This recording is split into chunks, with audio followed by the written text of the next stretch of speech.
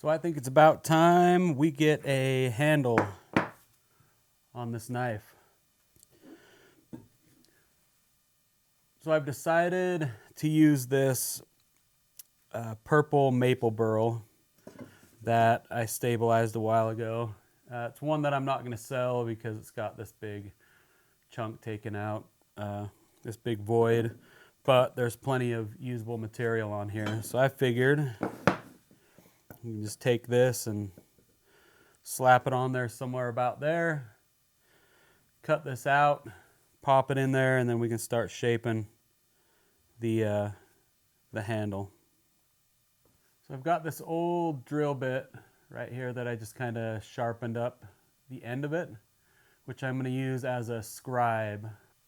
Now I just need to figure out where I want this handle to fit up, and I'm thinking I'm just going to try to fit some of this lighter colored area, some of the harder wood, just kind of up to the front here, kind of get that to run through. And now that I've got this on here, I'm almost wondering if I should clamp this down, but I think I might be okay holding it just as long as I don't move it. So anyway, I'm going to take this scribe and just poke it down here and do my best to draw a line around the edge here. Hope that I don't move this.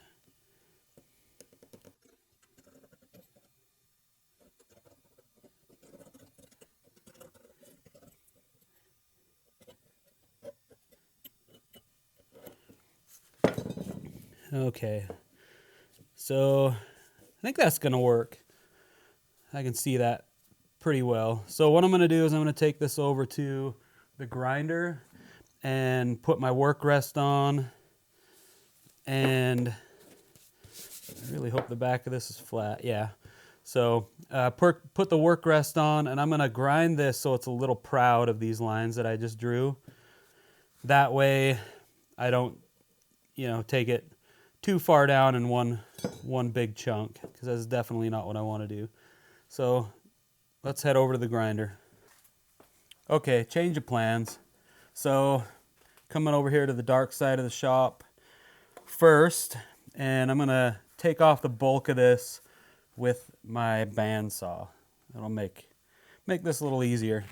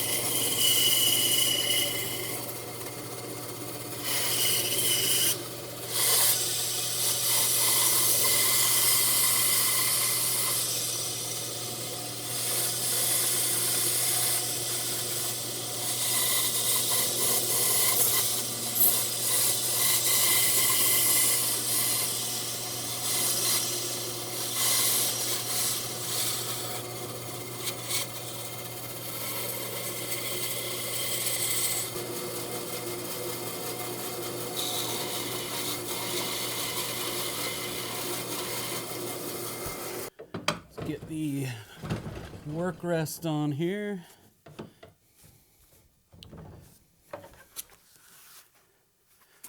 And I'm going to use this 120 belt so I'm not too aggressive.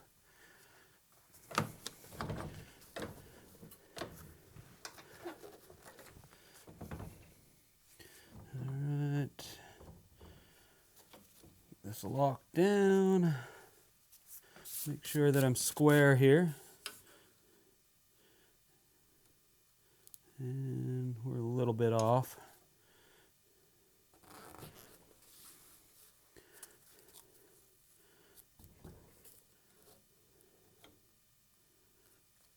I think that's pretty close right there.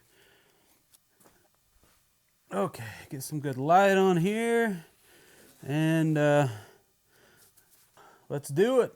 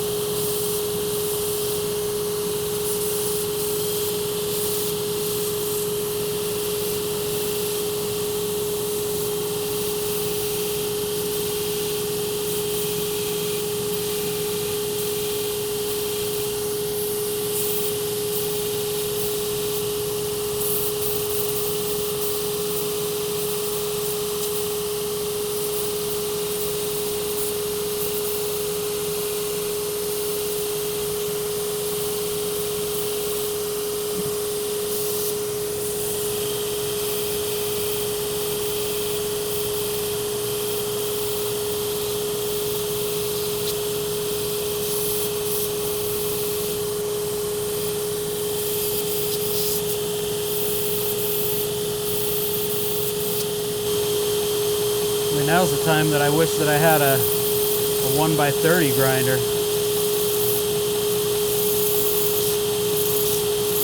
Be a little bit easier to get this area right here, but I still think we're fine.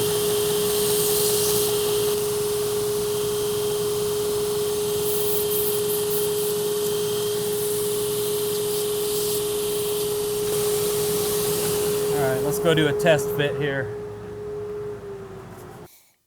So I think that's close enough. So what I'm gonna do, so I told you that I watched Salem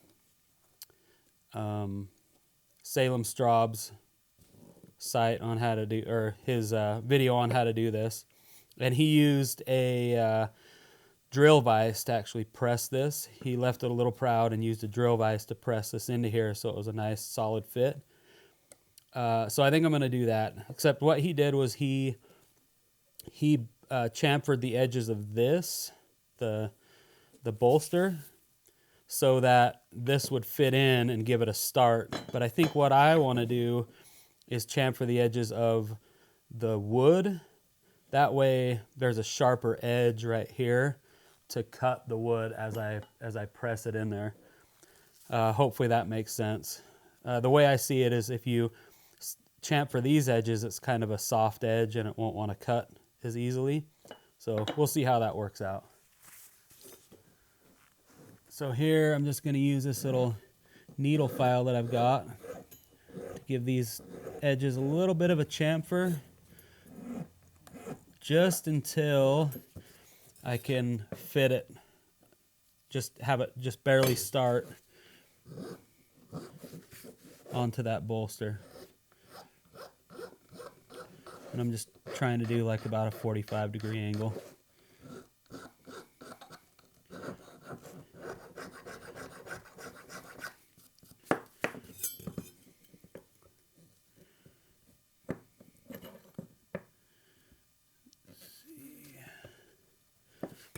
Not quite yet.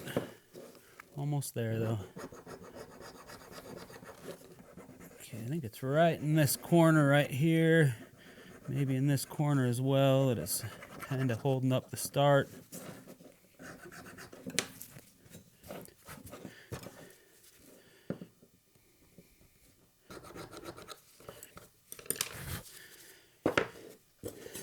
Okay. I think that's enough to get a start.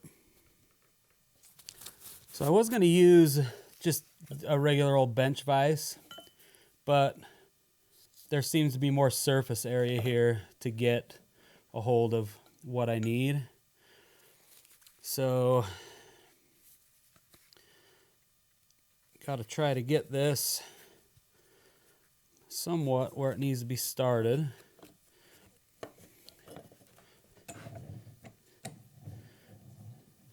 It was a little nerve-wracking. I don't want to waste a piece of material that's, you know, takes a long time. Well, not a long time, but it takes time to make. But we'll see what happens here. If I can get this to stay. Kind of thought I had this where it needed to be, but I was wrong. Okay, I went over and did a little tapping with the hammer first. So it's where it needs to start. Now, start twisting this up. Oh yeah, you can see that pushing right on there. Get a little bit better view on this. You can see that pushing up that material as I press it on here. This isn't taking too much pressure to get that on there.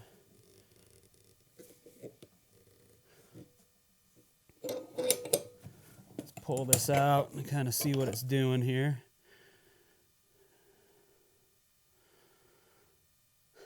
So this looks like there's might be some gaps in this, which Kind of sucks. Looks like I went a little too close. Let's see what it looks like when we get the whole thing on there.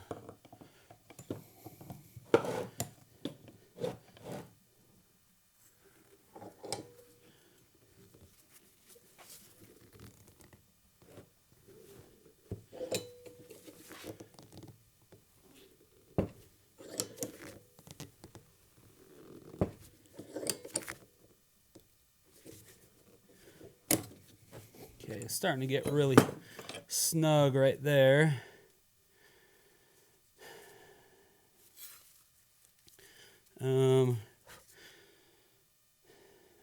Dang.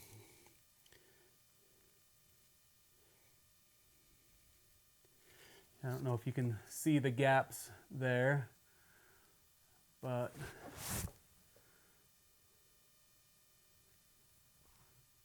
we've definitely got some small gaps.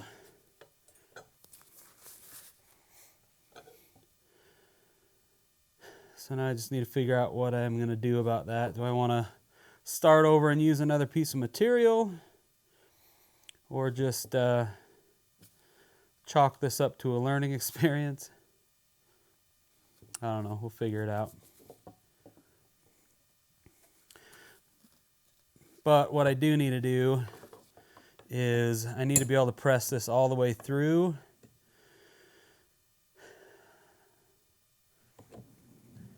So I need to make something over here that'll support this and you know, give a little extra distance so that that'll push all the way through it. So I really didn't like the gaps I was getting in this one, so I just kind of opted to go with a different one. This one I left a lot larger around the cutout, and it is a little more difficult to get pressed into it, but the fit is also a lot tighter, so I think I'm going to be happier that I went with a new piece.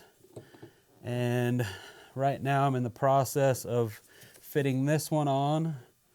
So I'm going on a little bit at a time, and you can see it's kind of pulling up the material a little more harsh than last time, but getting it on there slowly and surely. So as I go, as soon as it gets a little more difficult to press, I stop, and then I scrape away the bits that have been scraped off by the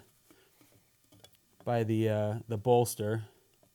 Here you can see the bits that are being scraped off right along here. So what I'm going to do is I'm going to press this back out, and what I did was I made a piece that I could stick along the back side of here so that I can put it back in the vise. And then I have another piece that I should probably take some of the thickness off of it, but it'll fit down into here, so it'll press the wood back out like so. Boop. And then now the piece of wood has been taken out of here. So now as I pull this back out, you can see where the wood's been scraped. And we're actually pretty good right up here. Looks like it's not really pulling the wood out anymore, but we're pulling the wood out on this side. So I'm going to go back over to the grinder, and I'm just going to take a little bit more of this material off right here, just kind of where it's pulling it away in big chunks, and try to make it so the next press is just a little bit easier. And then we're going to go for another press, take off a little bit more material, and we're just going to keep doing this till we get through to the other side.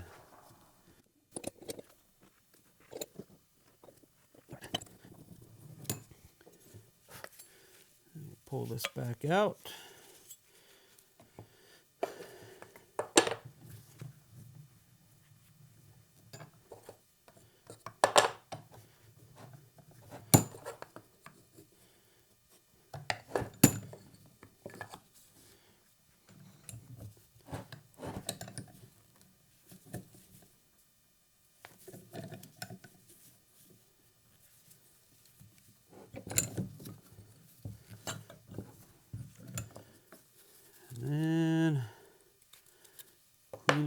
clean it up again.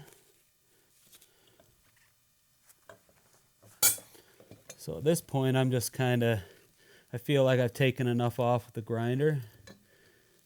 So I'm just going to kind of use my knife to pull some of this material off.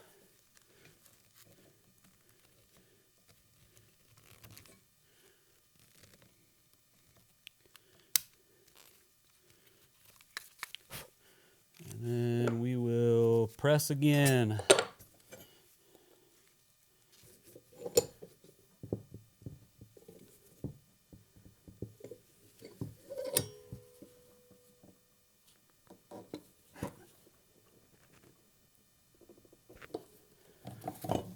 All right, so it's a process of just a little bit at a time. Okay, so I got it pressed through. There's still a few little gaps, but I don't think it's going to be a big enough deal to start over. They're pretty small. I'm really hoping they aren't completely obvious when I get this all pressed in, glued in, shaped, all that stuff. We'll see what happens. But I'm going to press this back in and kind of center it in here so that I can start the handle shaping. And the reason why is because I want to get the handle shaped, and then I want to hand sand this and etch it and all that stuff before I do the final glue up. And hopefully that doesn't come back to bite me in the butt, but it'll make everything else, the finishing process, easier if all this is done separate. So I'm going to press this back in, and then we'll get to some handle shaping.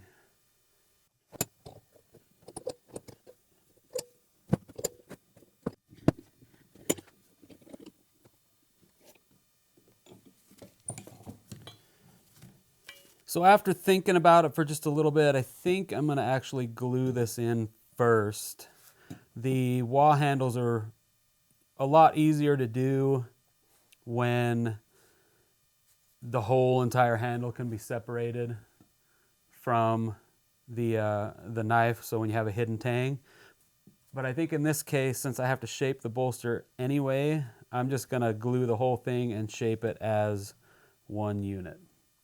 So I'm not going to worry about showing you guys how to glue this up because I think you already know how to mix epoxy and you saw me press this, so you already know how to do those parts. So I'm going to do this and then continue once the epoxy has set.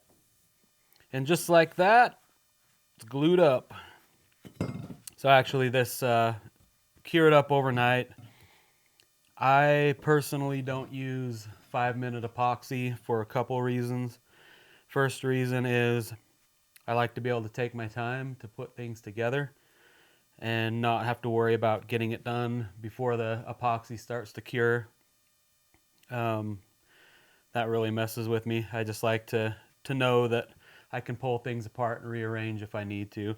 And the other reason is I've had 5-minute epoxy fail several times, and I don't know if it's because of that rush that I feel like I'm in when I'm using it.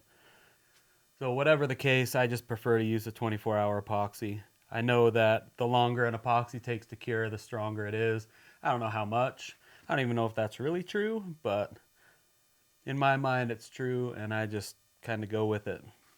So now that we're cured up, I need to draw some lines on this block and then go over and cut it on the bandsaw and then start whittling away at the overall shape that I'm after.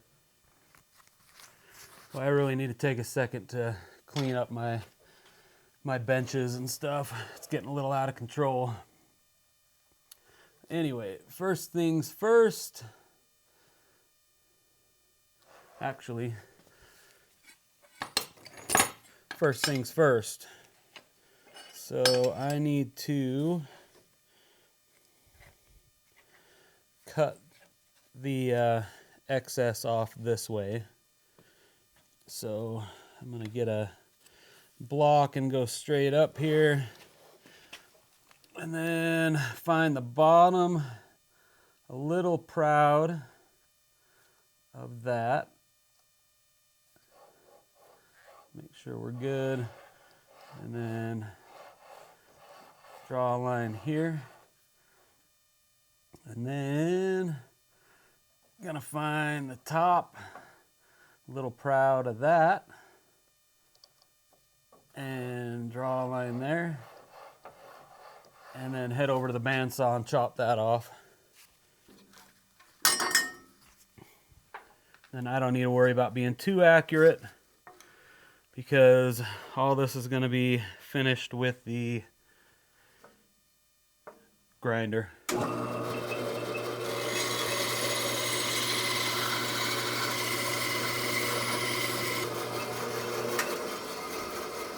Okay. Boop. Kind of starting to look like a handle. Okay, now that I have that cut off, now I'm gonna find my center, which is probably about right there. We need to go up just a hair.